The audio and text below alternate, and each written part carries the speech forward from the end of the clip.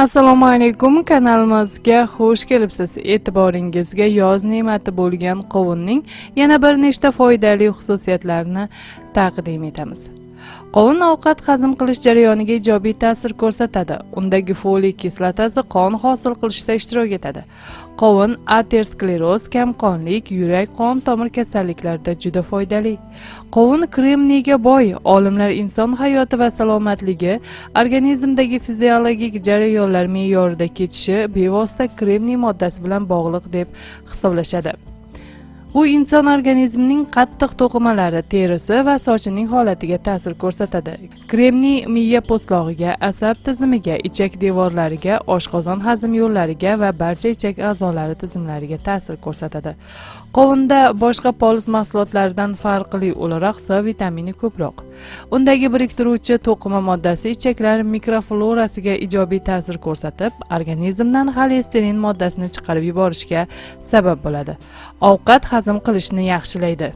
Qovun chanqoqni bosib, asab tizimini tinchlantiradi. Uning shifobaxsh xususiyatlari tarkibida B9 va C vitaminlari, temir moddasi va kaliy tuziga boyligi bilan bog'liq. Shu sababdan ham mutaxassislar bemorlarda kamqonlik, yurak-qon tomir kasalliklarida, aterosklerozda, buyrak va jigar kasalliklarini davolashda qovun iste'mol qilishni buyurishadi.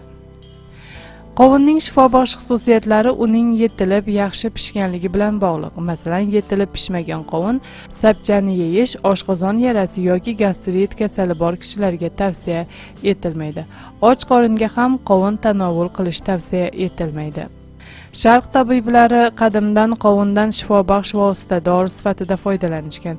Buyuk bobokalonimiz Abu Ali ibn Sino o'ziga murojaat qilgan yurak-qon tomir kasalliklari bilan og'rigan bemorlarni qovun urug'i va po'sti bilan davolagan. Shuningdek, u buyrakda paydo bo'lgan toshlarni chiqarib yubora oladigan xususiyatlarga ham ega ekanligi ta'kidlangan.